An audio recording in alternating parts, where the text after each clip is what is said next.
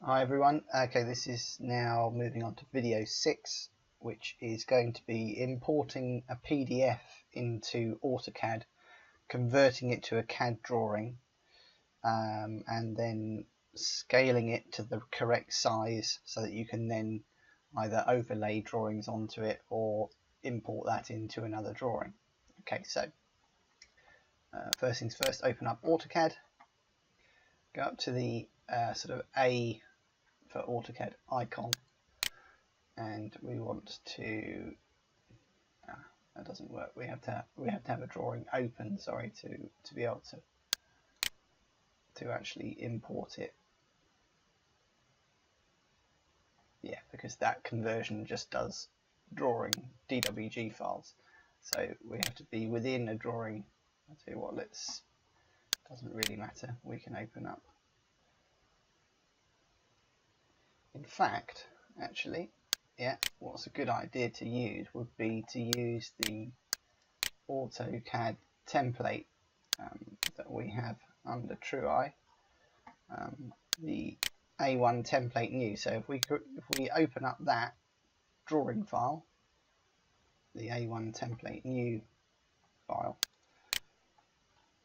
then we can import the PDF into that drawing. We've already set up layers and all the other line types and everything else that go with it that will help us.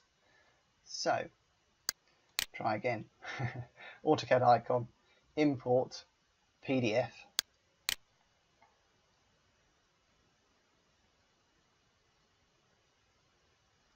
and it's not giving me, there we go. It should normally just come up with this dialog box to start with without having to enter F file, but if it does, then you just see at the command prompt it said select PDF underlay or file, so I just selected F for file, and we want I think we will have I'm going to use the same drawing file that we had used previously for some of the other videos, so we'll use the prime Maidstone file, which is a PDF file, and it already has some points that we can use to scale it up by, and also to insert it into the drawing so it's actually in the correct place, because once it's scaled we want it to have the right eastings and northings so that we know that the actual site layout is in exactly the right place.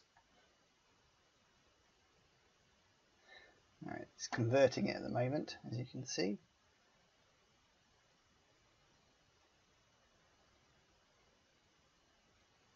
Now there are some differences whilst that's loading between PDF files, depending on how they've been created. Some PDF files will come with some layers already in them, but others will just literally be one layer itself, which will just be called something like PDF layer or something like that. We'll have a look at that in a minute once it comes in. If it is one layer, then you don't have any options, but you can change that layer to something more sort of understandable. But one thing that I tend to do when I bring a layer in like this, or bring a drawing in like this, is to actually convert it to a block so that it's actually all one object. But you can actually, instead of doing that, you could actually just lock the layer so that you can't edit it, and you just use it as like a background that you can import blocks onto. And I'll show you how to do that in a minute, but it's still loading, so it could take a while depending on how quick your laptop is.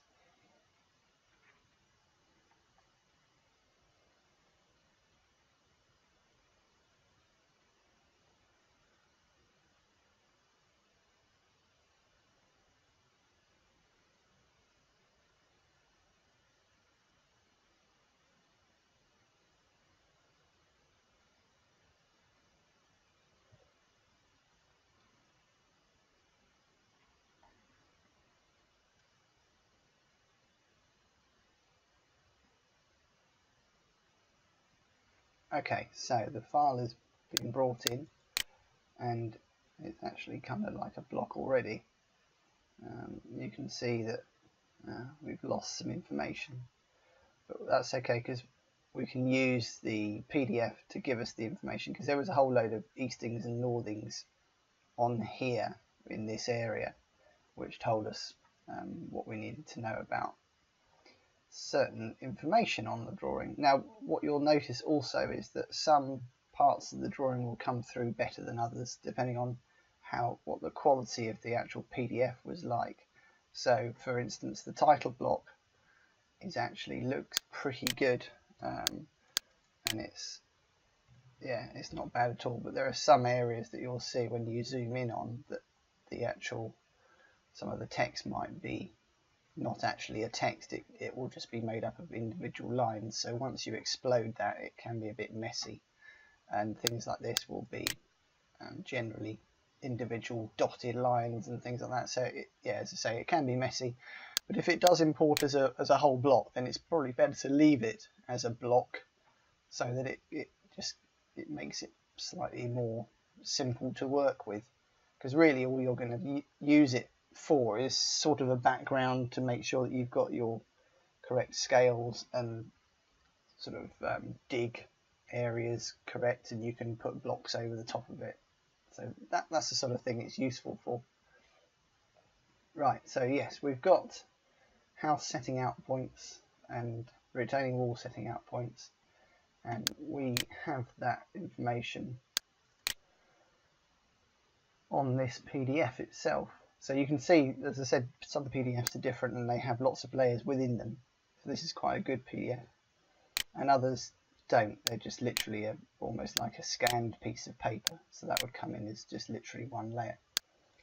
So we've got lots of setting out points. So I'm going to use house 1, SO01, easting and northing setting out points to actually set the actual line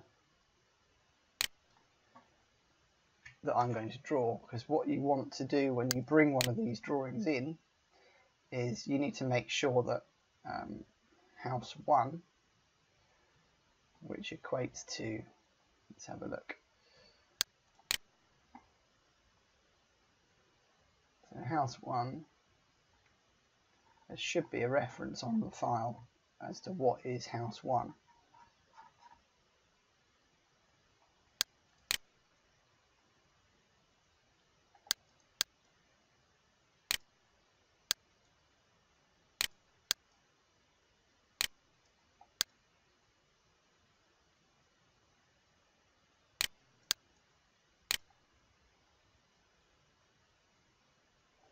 Anyway, it doesn't matter at this point exactly, because we want to draw the line, but we need to know where house 1 is.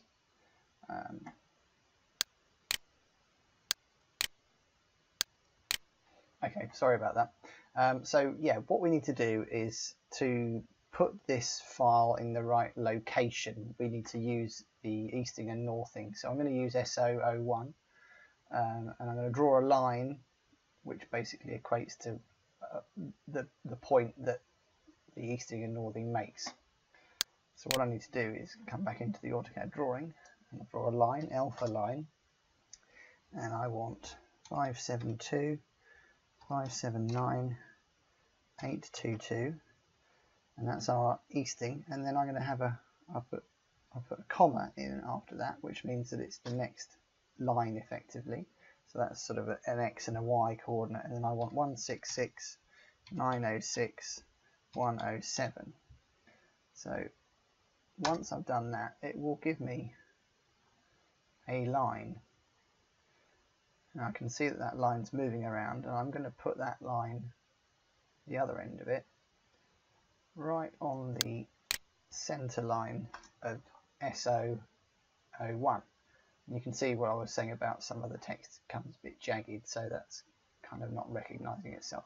But you'll also see that when I do a zoom extents, that line is a million miles away from where the drawing is. So what we need to do is actually move. We're going to move our drawing from the endpoint, which is SO01, to this endpoint. And we then know that we've got that in the right place. So SO01 is correct. So that should now equate to 572.579 SO01 822 by 166.906.107. So we'll test that in a minute, but we also need to scale that. We need to now scale the plot to the correct size, and we need to rotate this plot to the actual correct easting and northings as well. So by doing to enable us to do that, we need another easting and northing. So I'm going to use, I'll go back into my setting out coordinates here, and what I'll do is I'll use something like something which is at the other end of the plot, or the other end of the drawing. So SO01 is here. I'm going to use SO52, which is right on the opposite corner of plot 9. So I want that easting and northing, SO52, so that's 572.640.841, etc. So what I need to do is draw another line there, and then I can start to work out how big I need the drawing and where I actually need the drawing rotated. So I'll draw another line, alpha line, 572.640.841, comma 166.865.781. Now, so I need to scale up my drawing obviously quite a lot, and it probably needs to rotate as well, because I'm going to put that onto the node of SO52, so that should be right there. So I know that my SO01 should be in the right place. I'm going to leave that line there. And my SO52 should be over here somewhere. So you can either scale it first, or you can rotate it first. But basically the actual rotation we're going to have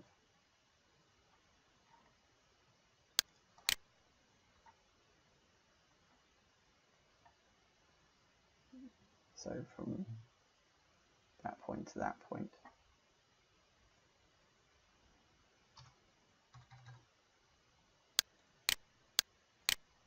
So what we're going to do is we're going to rotate the actual site plan from the rotation that it's at the moment, because it's effectively, if you look at this line here on the left, that's where point 1 is, and then the red line on the right is where point 2 is. And we know that the plan itself needs to be rotated more around where that line there ends up. So to do that, we need to rotate RO on the keyboard, select our plan. Because I've drawn lines which are quite long, it helps to actually work out where the endpoint is, because I'm snapping on the endpoint, but you can probably just about make out, but I'll make it a bit more obvious. So I'm going to go from this endpoint, and what I need to do now is there's a special command which is actually R for reference, yeah, and then it says specify the reference angle. I'm going to put the @ symbol, which is shift, and the key @ symbol. So that basically says, right, the first point is from where I just clicked, and the next point is the actual end point of where it is, and then it says, okay, what rotation do you actually want? And I'm going to say I want to rotate it to this end point.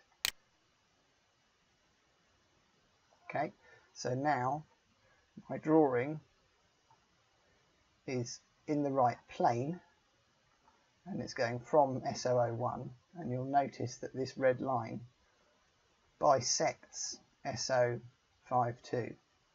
exactly. So all I need to do now is scale this drawing SC, or you can actually go into the scale icon here or modify and scale. I'm going to scale this whole drawing from the endpoint of that. I'm going to use the same thing as I just did with the rotation. I'm going to say reference, or R, and then the at shift key and at again, and I want the center of this node, which is S. I just got the wrong node, didn't I? Okay, try again. It's just going to give me the wrong scale. Right, SC for scale. The endpoint of that, which is S001, and you can start to see it sort of scaling up as we go, but we want the reference R, then the at symbol. We're going to go through the correct one this time, which is right on that point, and we're going to go all the way out to the endpoint of that. Basically, that should be our drawing scaled and rotated correctly. We know that's good. That line that we had originally is showing us that that point is correct. And we can, to test this, we can test a couple of other dimensions or locations, eastings and northings. So we could say, right, okay, let's just double check. So SO127, what is the easting and northing of that? So we can test this. 572, 604, 582, 166, 868, 100. Okay, just written that down so I can put it into the drawing here. So I'll draw a line. 572, 604, 582, comma, 166, 868, 100, and hopefully it was SO127, wasn't it? Okay, so it's not quite lining up at the moment, so we're that far out, which is frustrating. So it obviously needs a bit more sorting, and that's the problem with some of these drawings. Sometimes some of the points are absolutely spot on, but others aren't. So if I just put the line in for SO52 and double check that that's in the right place. 572, 640, 841, comma, 166, 865, 781. Okay, so we know that that's correct. That's exactly right. That's a bit strange. I'll tell you what we'll do. We'll put a point in on SO01. Okay, format point style.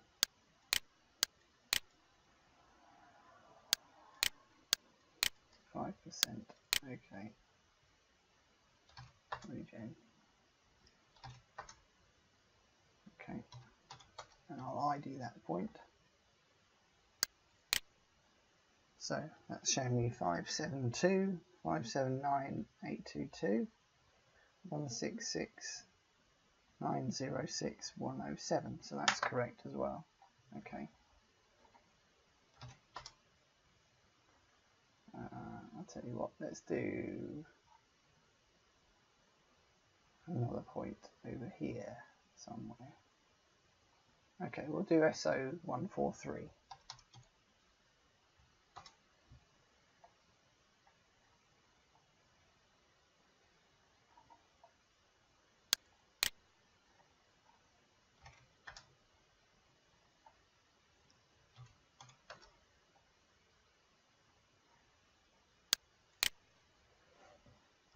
So that should be 572, 612, 609, 166, 844039, and that is SO143.